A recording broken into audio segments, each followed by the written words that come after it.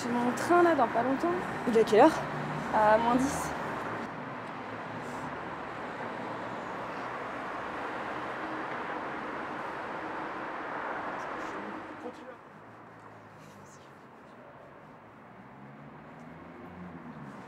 Excuse-moi, t'aurais l'heure s'il te plaît? Hein? Est-ce que t'aurais l'heure? Oh, est-ce que t'as l'heure s'il te plaît, je te demande? Tu peux me répondre? Faudrait que j'appelle ma mère parce que sinon je vais être en retard. Non? Oui? Oh, excuse-moi, tu pourrais me donner l'heure? Faudrait que j'appelle ma mère après. Y'a moyen? Tu sais pas parler? Oh, oh, je te parle. Oh, hey, regarde-moi quand je te parle. Oh, regarde-moi. Regarde-moi. Est-ce que tu es là? Je peux pas appeler ma mère? Y'a pas moyen? Fais voir. Vas-y, fais voir. Bah, vas-y, bah fais pas. Pourquoi tu fais la manière? Tu fais des manières là? Oh. Donne-moi ton téléphone. Donne-moi ton téléphone, je te dis. Tu vois, quand tu veux, tu peux. Tu sais être gentil, non? Vas-y, vas-y.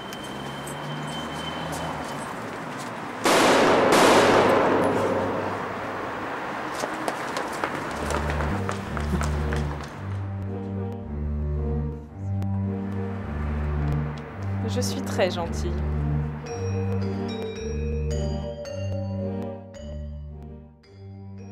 La violence ne fait pas de distinction. Elle frappe tout le monde. Les riches, les pauvres, les malades et les bien portants.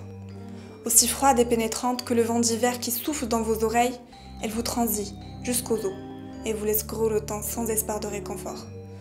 On dit que le coupable ne connaît pas le repos, mais l'innocent le connaît-il? Le combat du bien contre le mal ne s'arrête jamais, car le mal survit toujours par la méchanceté des hommes. Je suis fatiguée de devoir courir les routes, d'être seule comme un moine sous la pluie. Fatiguée de jamais avoir un ami pour parler, pour me dire où on va, d'où on vient et pourquoi.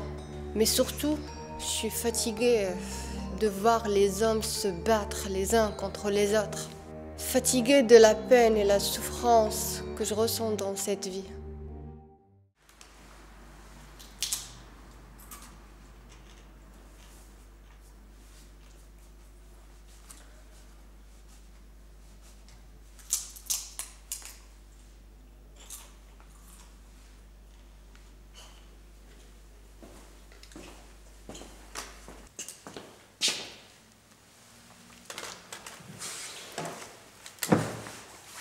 Bon, ça fait un bail.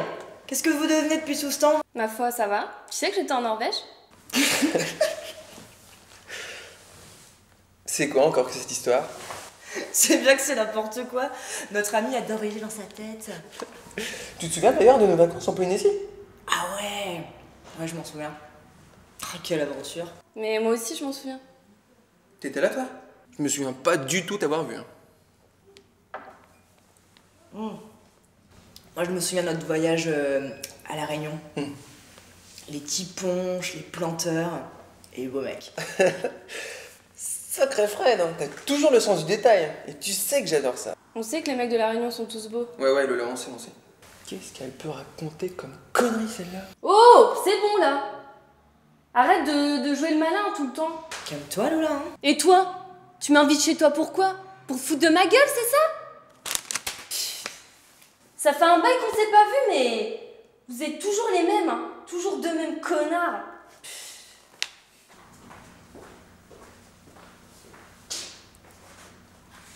Elle n'a pas changé. Elle est toujours aussi hystérique. Comme un arbre, l'amitié grandit au fil des ans. Ses racines prennent de la vigueur et lui permettent de devenir grande et forte. Les amis sont essentiels dans la vie.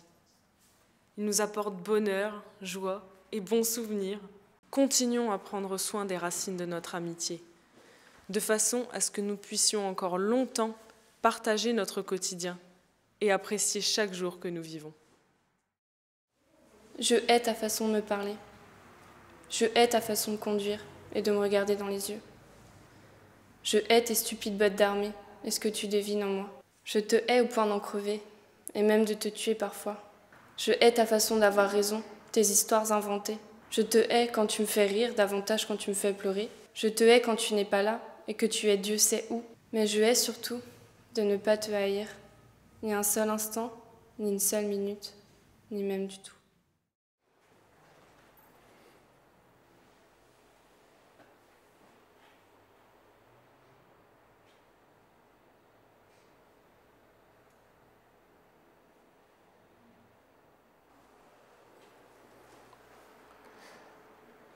Lisa est une jeune fille née dans une petite ville du sud du Niger. Ses parents n'ayant pas d'argent pour l'envoyer à l'école, Lisa devra rejoindre son oncle, qui a été récemment marié et qui est maître d'école dans un petit village à 200 km de la capitale. Aussitôt arrivée chez son oncle, Lisa deviendra la gouvernante de la maison.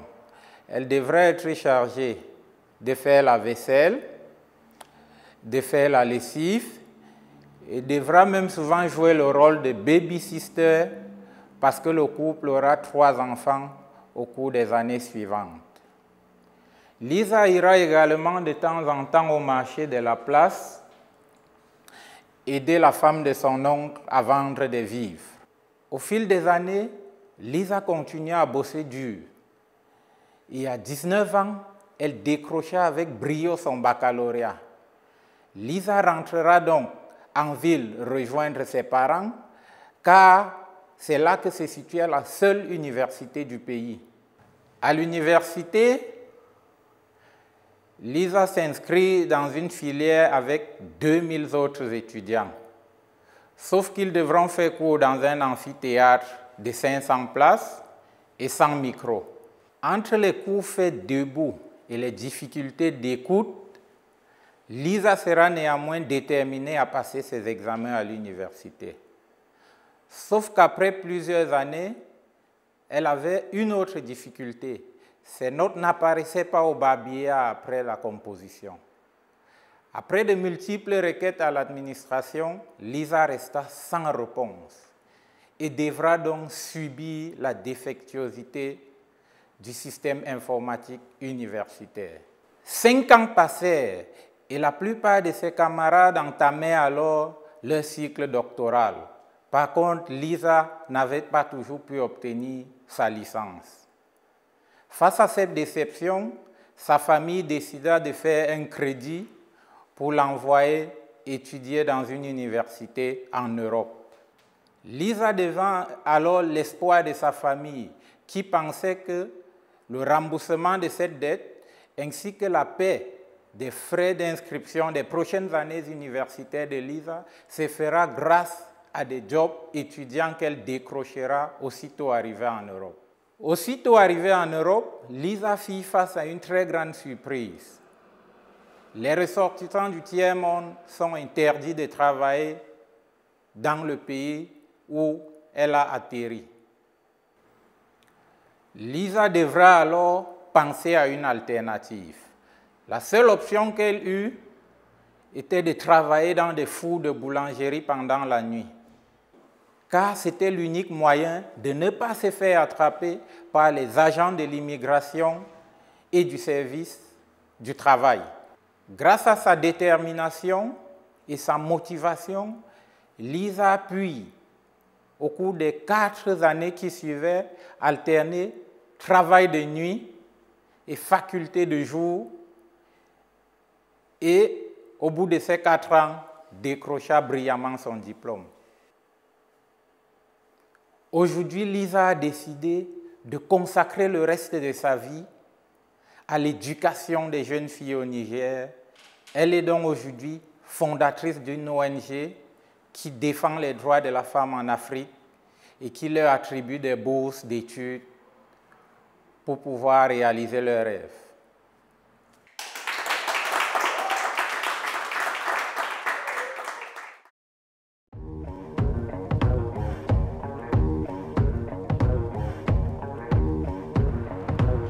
Salut, moi c'est Rohan, banquier dans l'une des plus grandes banques de ce pays. Plus de 800 millions d'euros de bénéfices. Le rêve pour tout le monde. Comment j'ai fait pour en arriver jusqu'ici? Je sais pas. Cursus normal, business school, et hop, voilà dans une des banques les plus cotées du secteur. Mes journées? Plutôt classique. Alors voilà ce que je fais. Lever 7h30, café, sport pour garder la forme et un shot de tequila. Puis j'arrive au travail. Lui, c'est Mike, le gars de la sécu. Il sert pas à grand chose mais tout le monde l'aime bien. Bonjour monsieur Gonzalez. Salut Mike.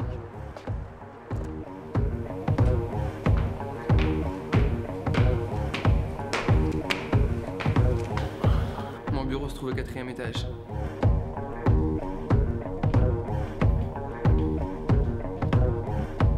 Hey boss! Salut Juan. Lui c'est le boss. Un putain de mec pété de thunes qui nous mène la vie dure. Mais vous savez quoi? Un jour j'aurai sa place.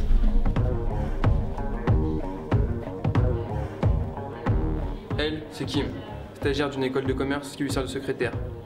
Et mon Dieu, que quelqu'un la sauve.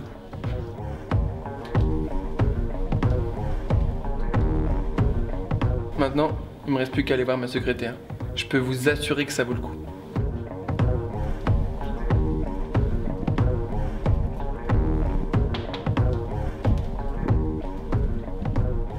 Hey! Salut Juan. Ça va? Ça a été ta soirée? Bof, passable. Le mec ne savait même pas qui était racine. J'étais obligée de lui expliquer la différence entre la racine d'un arbre, la racine carrée et le racine. Je vois que t'as passé une très bonne soirée. Ah, une chose est sûre, c'est que je le reverrai plus. Mais t'as songé à sortir avec un mec d'Harvard? Ah non, ne m'en parle pas, je ne veux pas apprendre à un jeune homme à faire ses lacets. Non. Au fait, t'as vu Charlie? Tu peux lui dire de venir dans mon bureau s'il te plaît? Ah, bah elle est là. C'est comme si c'était fait. Là, ça va devenir très intéressant. Hey! T'étais où? Ça fait 2 heures que je te cherche partout? J'ai été à un endroit où tu pouvais pas me trouver. Et là, elle se croit maline avec sa réflexion. Dis-moi, il en est où le dossier de rachat de Monsieur Dupont? Je devais pas l'avoir hier soir sur mon bureau? Alors déjà, si tu te dépêchais d'aller à ton bureau, tu verrais où se trouve ce dossier. Et je compte sur toi et Kali pour pas foirer. C'est comme si c'était fait. Juan, c'est pas un jeu. Le boss sera pas content si le dossier n'est pas finalisé. T'inquiète pas. De toute façon, je vais te dire un truc, hein. Il saura très bien qui aller voir si ça foire. Hein. Et trouve Kylie. Bah voilà qu'elle me donne des ordres maintenant. Mais bon, j'avoue qu'elle me sort d'un sacré pétrin.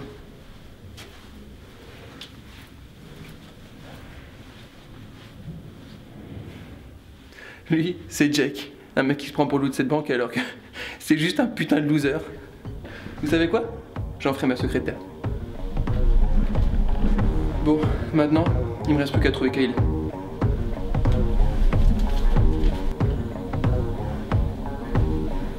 Ah, t'es enfin là? Salut Juan, on est ensemble aujourd'hui à ce que je vois. Ouais, on va devoir aller chercher notre client. En salle de meeting? Non, on va aller voir directement. Ok, laisse-moi me préparer et prendre mes affaires. On déjeune ensemble aujourd'hui? Ouais, italien? Je te laisse prendre les choses en main. Italien alors? On va leur montrer qu'on est la meilleure équipe de cette boîte. On se rejoint en bas? Ok.